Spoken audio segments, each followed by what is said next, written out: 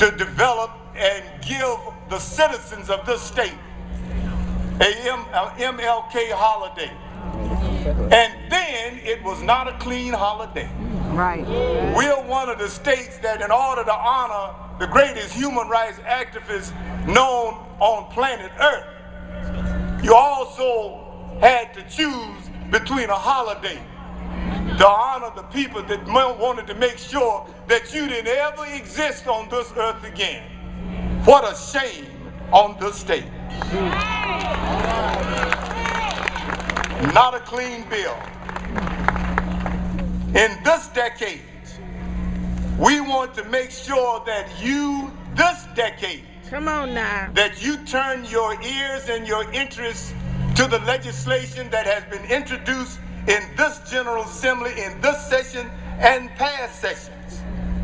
We want to make sure, as you prepare in your communities, as you leave here and prepare to go back and register, educate, mobilize, and hold those persons that you may vote for and those that you have voted for, hold them just as accountable as they expect you to be.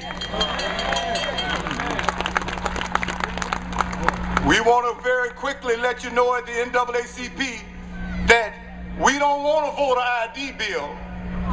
We don't want to discriminate against voters anymore. We do want early voting, y'all. We don't want Representative Todd Rutherford. We support you. We don't want a warrantless search bill where law enforcement can come in your house just because they want to. Right. Nothing but another form of high-class racial profiling. You need to let them know. Just as John Roof stated this morning, we want a cigarette tax so that we can put money toward Medicaid, since those persons who are here don't do it and they should.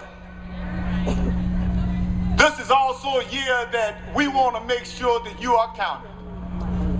This is the year of the census. Another one of the things that South Carolina is first in is number 2 in the worst census count in America. How many times have you seen people that go to the Olympics that say they want to come in last? If there was an Olympics for state, South Carolina would get the gold medal for last place in everything. We want to make sure that you indeed fill out your census form and no more running from the census workers. As I prepare to end my few brief remarks in greeting you and welcoming you and thanking you for being here today, I have to touch on what has happened in this country in the past year. Something that has sent shockwaves around the world. For the first time in the history of the so-called great democracy, the country that has been telling lies about freedom, justice, and equality for 234 years. 233 years ago, they had 43 presidents, and we all know that they came from neighborhoods that didn't look like any neighborhoods that I came from.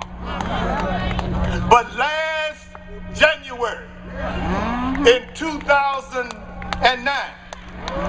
something happened in America that changed the course of history.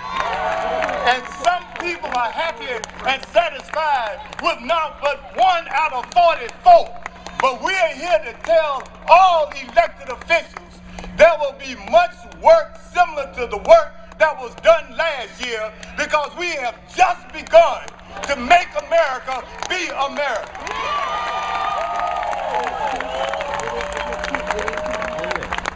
As I take my seat, let me remind you of an April 16, 1963 letter that Dr. King wrote, Dr. Gibbons, to the clergy of Birmingham, Alabama, as he sat in jail for violating what they claimed in Birmingham were discriminatory laws. The laws then discriminated only against people of color. But in 1963, on April 16th, Dr. King was troubled by the silence of the people in the community.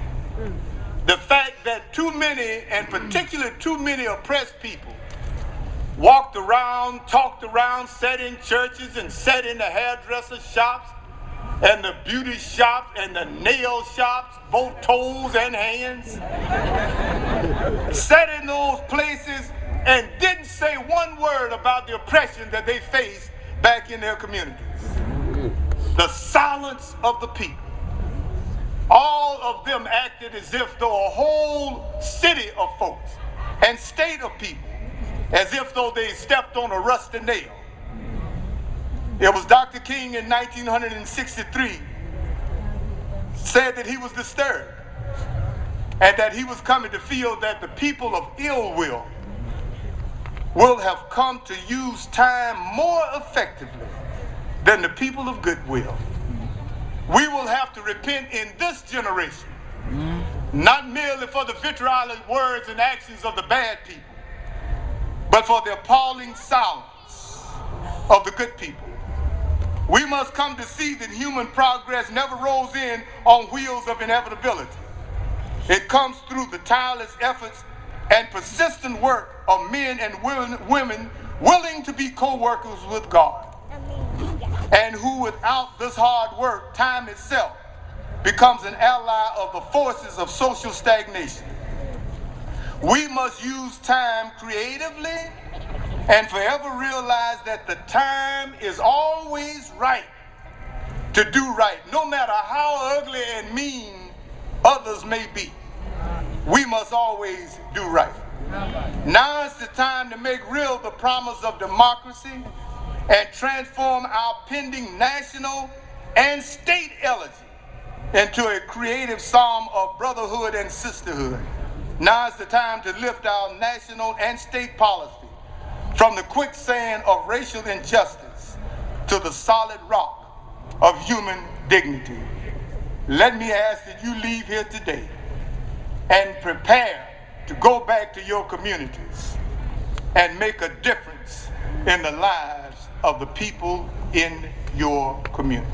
Thank you so very much.